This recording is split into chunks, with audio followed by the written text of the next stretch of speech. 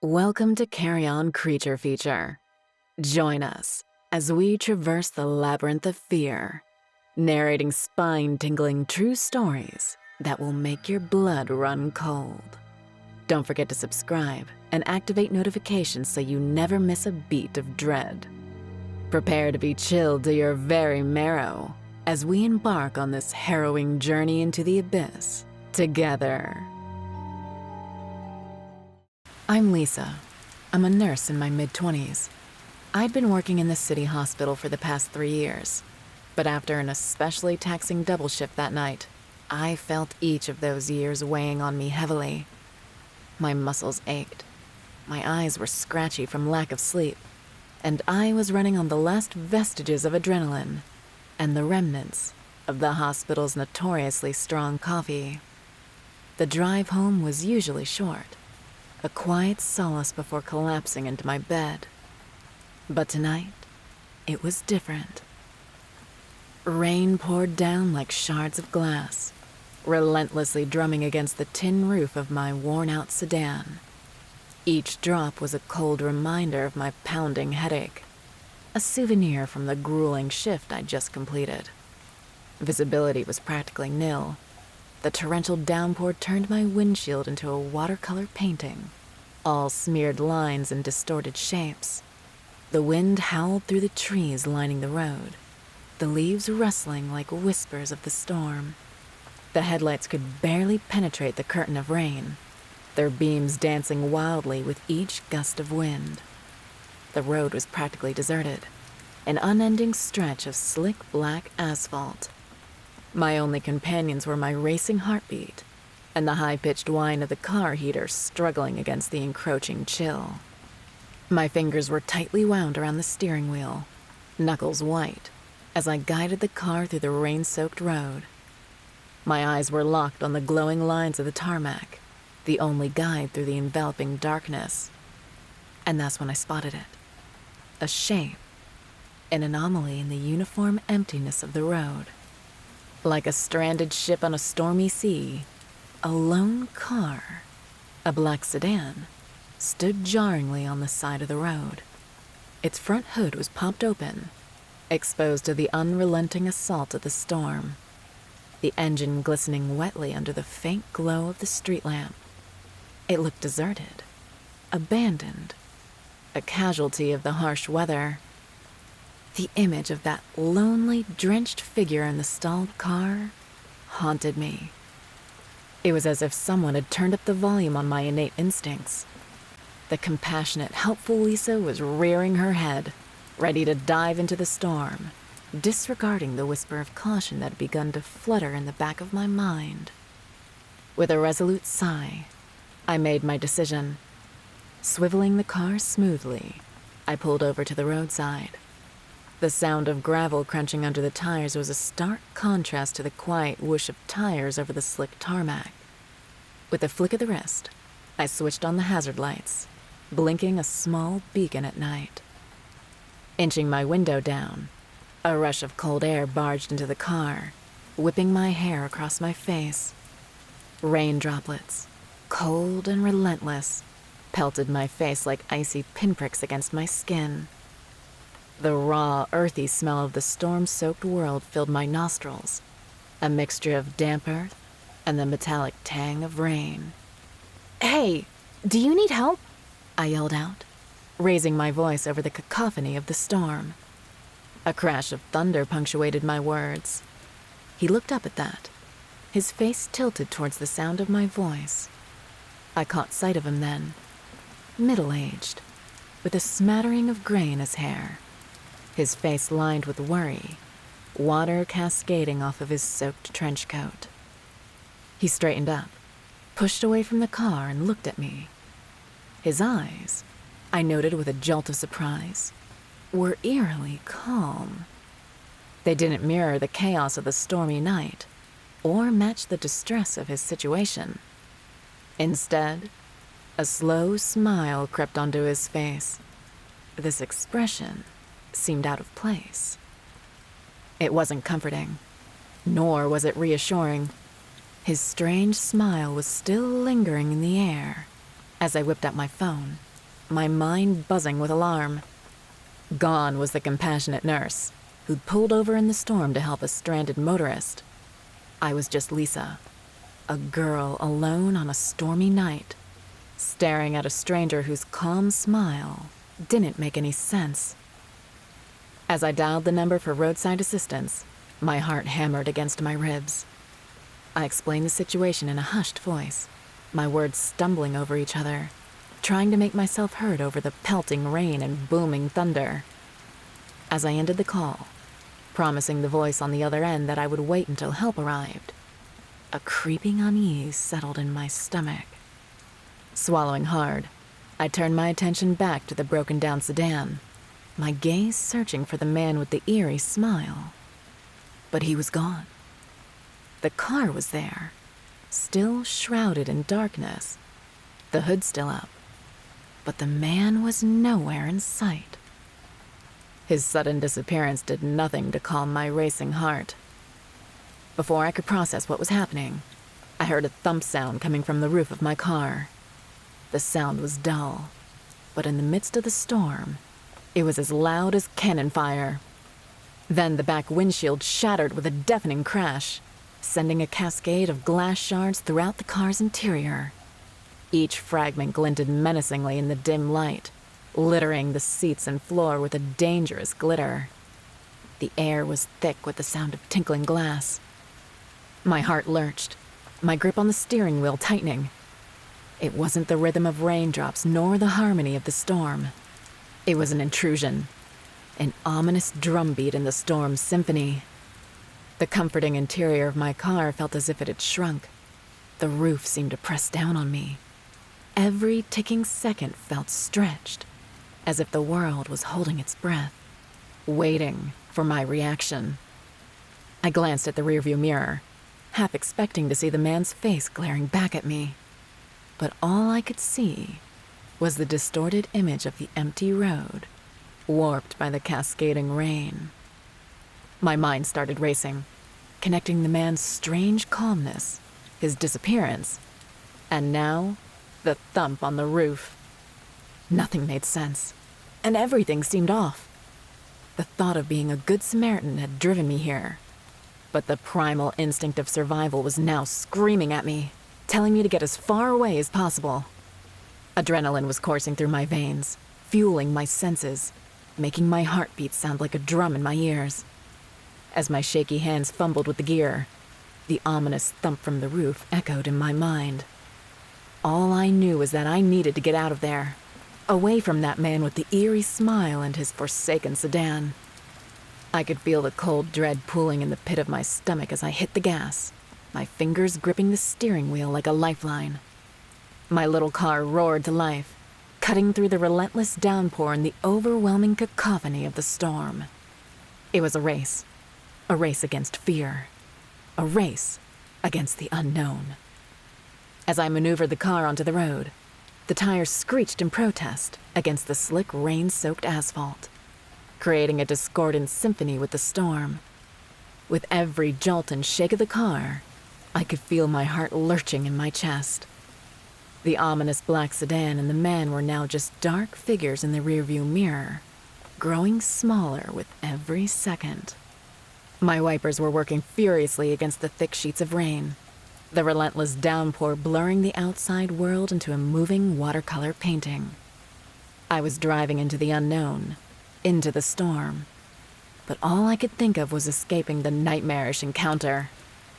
The deserted road, which once felt like a straight path home, now seemed like an unending stretch of my worst fears. Every flash of lightning and every roll of thunder felt like a haunting reminder of the night's chilling turn of events. As I sped away, the distance between the broken-down car and the man widened, but it wasn't just physical distance. It felt like I was leaving behind a part of myself there, the part that believed in stopping for a stranger on a stormy night and thought that I could handle anything. All I could do was press harder on the gas, pushing the car to its limit. The road ahead was a blurry mess of darkness and blurry lights, but it was the path to safety. away from the twisted encounter that had turned my simple drive home into a nightmare. The phone call from the police the next day was the icing on the terror cake. The officer on the other end told me that the sedan and the man I'd encountered were involved in a series of robberies in the area. The man was a known criminal, a cunning fox using the bait of his seemingly broken-down car to lure good Samaritans like me into his trap. The cold, ominous thump I heard on the roof of my car was likely him trying to prevent me from leaving.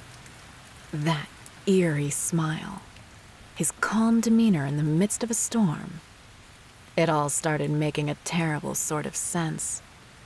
I was numb with realization. I could have been a victim, a statistic. It was an impossibly close call, and the reality of it bore heavily on me. In the days that followed, I found myself replaying the events of that night over and over in my mind. What if I'd stepped out of my car? What if I hadn't felt that shudder of unease? What if I hadn't called for professional help? The what-ifs and might-have-beens taunted me, each playing out worse scenarios than the last. But with each replay, I also realized something. It was my instincts that had saved me, my decision to call for help, and my quick thinking in driving away. I realized I had more strength than I had given myself credit for.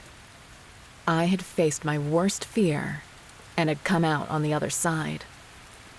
But as I mused over the incident, I couldn't help but think how that night had tainted my perception. The world had shifted and lost some of its innocence. I had seen firsthand the dangers that could be lurking just around the corner in the most ordinary situations, waiting to pounce when least expected. The seemingly harmless stranded motorist and the deserted road in the rain had transformed from everyday occurrences into chilling reminders of that night. The experience didn't just leave me with a few sleepless nights. It changed me. Every time I saw a broken-down car on the side of the road, I would feel my heartbeat quicken, my palms sweat. I became more cautious, more suspicious. I may have narrowly escaped that night, but the memories were etched deep within me, a permanent scar on my psyche. The experience was a bitter reminder that not all cries for help are genuine, and that evil often hides in plain sight.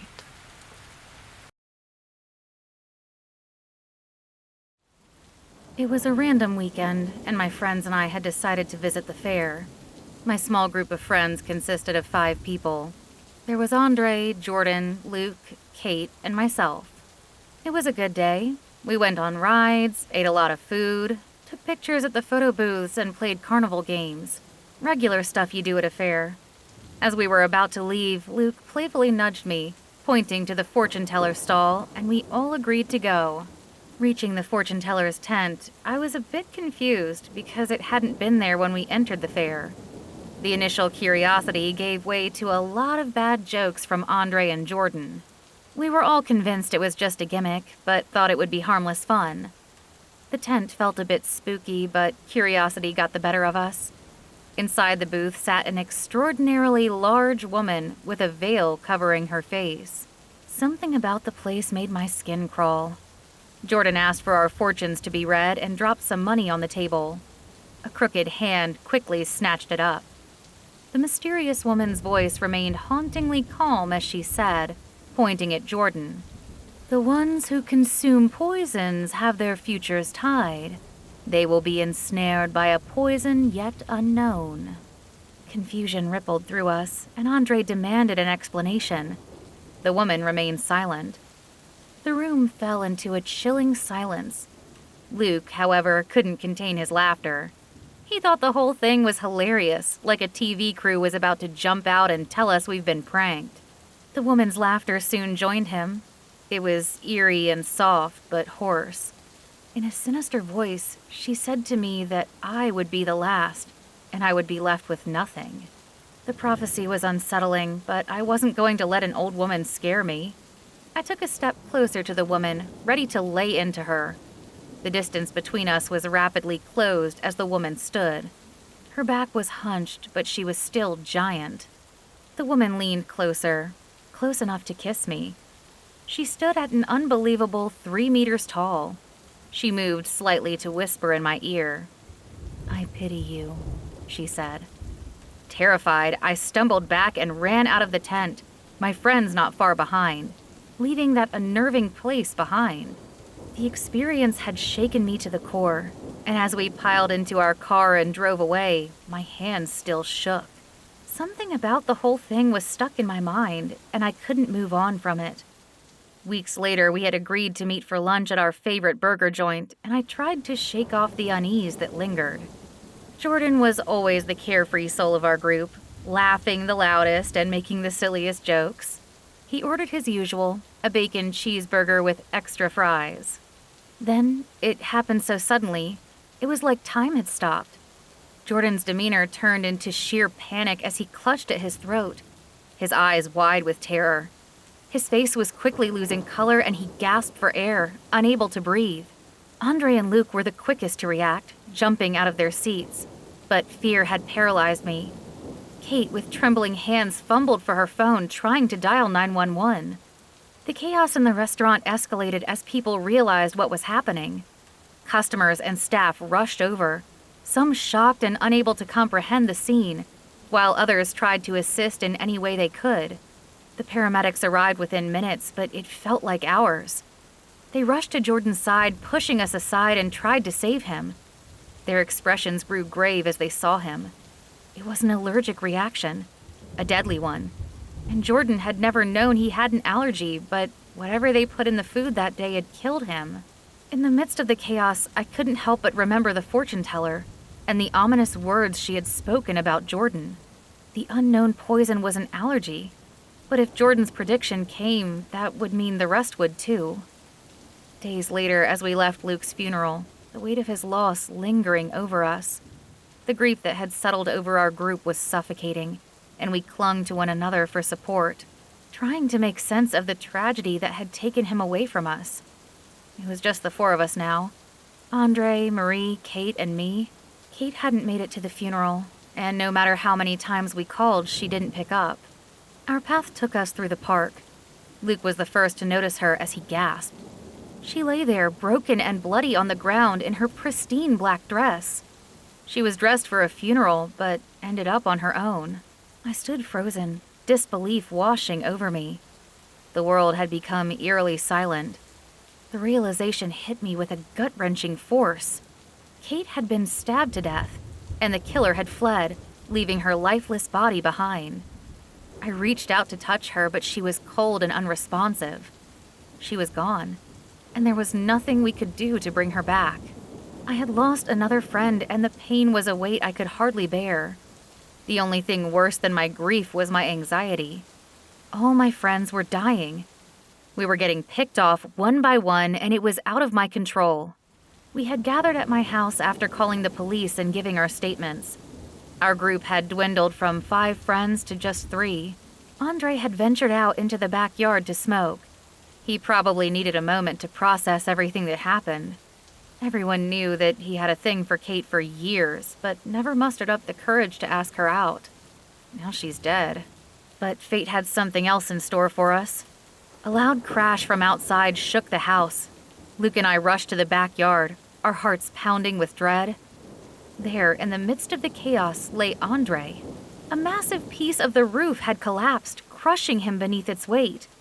His lifeless body was sprawled on the ground, blood pooling around his smashed head. I leaned down and vomited. I never thought I would see the inside of Andre's head, especially not his brains scattered over my backyard. The rain had been falling relentlessly, the sound enhancing my anxiety. I wondered when it would be my turn. I was so anxious I couldn't eat or sleep well. Eventually, Luke had enough and said we had to go. We should leave town, leave everything behind. I wondered if we could actually escape our fate, but agreed to leave with him on the condition that we left immediately. The road ahead was slick with rain, and every mile marker we passed seemed to take off some of my stress. The radio played softly in the background. As we drove down the highway, a sense of freedom mixed with the heaviness of my grief. I had messaged my parents and told them I was going away for a while, but I wasn't sure I was ever coming back. We didn't even know where we were headed, only that we needed to leave. But the universe had other plans for us. In the blink of an eye, a deafening roar filled the car. A massive truck slammed into us, the impact shattering the windows and contorting the metal. The world spun into chaos, caught in a whirlwind of glass and wreckage, and for a moment I was weightless. There was no sound, only a blinding light. Then there was a ringing in my ear. I heard a scream, but I wasn't sure whose it was or where it was coming from. I was in pain. Everything hurt. I struggled to regain my bearings. Through the broken windshield, I saw Luke's broken body on the ground.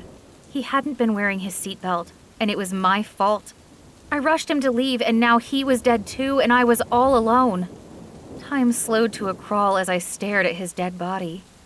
I staggered out of the wreckage, my limbs trembling with shock and grief. The rain soaked through my clothes, but I was oblivious to the cold. The truck that crashed into us was relatively unharmed. The driver on the side of the road probably calling an ambulance. It was almost comical to see our demolished car and Lucas's dead body next to the truck with just a dent on its bumper. Tears mingled with the rain as I knelt beside him, reaching out to touch his face. I remembered the fortune teller saying I would be the last, but at this point, I welcomed death. I had lost everything, and life had lost its meaning. In the distance, I heard the wailing sirens. They were too late to save Luke, to save any of us.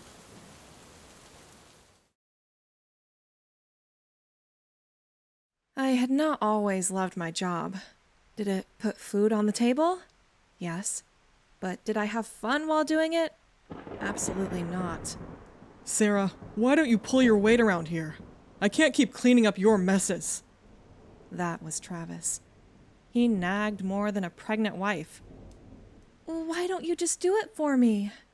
I said to him, batting an eyelash. He gritted his teeth, anger lines showing on his forehead.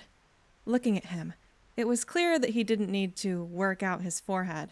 The veins popping out needed no introduction. One day, you'll find yourself in a situation you can't run away from. I won't be able to help you then, he said, but I was only half listening. He was fond of threatening me as though that would do anything. We were both staff of a supermarket, and our boss was a miser. I had not seen a raise in over 6 months. Sure, whatever floats your boat, I respond, dismissing him. He was cleaning the mess left behind by the shoppers. Since it was approaching 10 p.m., it was almost time for us to close. I quickly realized that after closing hours, I had no way to get home. Travis? I said sweetly. He looked at me with suspicion, raising a single eyebrow. Yes, what do you want? He asked, propping up the broom he held as he placed his hand over the handle and set his chin on it. I need you to take me home.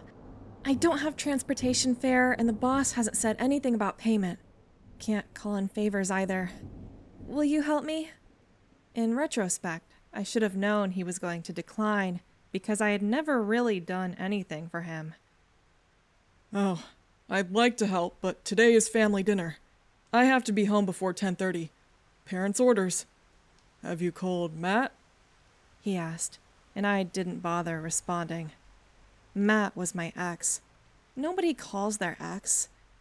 In Travis's defense, though, he looked sad that he couldn't help. It's fine. Have a blast at the dinner. I faked a smile, and even though I knew he could see through it, he didn't say a word. Get a taxi, though, he said suddenly, as he dropped a few dollar bills in my palm. And be safe. He closed the door of the supermarket behind him, and I nodded at him as he put the key in his pants pocket. I was given the key once, and, well, let's just say the boss decided I was a roaring disaster waiting to happen. Those were his words. Travis rode his bike off, and I was left in the darkness. It wasn't that dark yet. I could still call a friend or two and get a ride home. But I wasn't in the mood for girl talk or seeing my ex's smug face. The last thing he had told me when we broke up was that I would return to him, and the last thing I wanted was to prove him right. The nerve of him. And since I didn't have anybody else, I had no other choice but to find my way home. I stood in the same spot outside the supermarket when I realized the clouds looked heavier than they were before. You see, some moments are lodged deep in your brain, so deep that you must pry them out to make sense of them. I remember glancing at the TV where the weather forecast predicted a storm, but since I decided I would catch a ride with Travis, I didn't think anything of it. How stupid of me. The sky darkened to an almost pitch black, and the roar of deafening thunder shook the air and my bones through my clothes. It scared me. Lightning illuminated the sky, and for a split second, I could see exactly who I was. A lonely girl standing in front of a supermarket with no way home.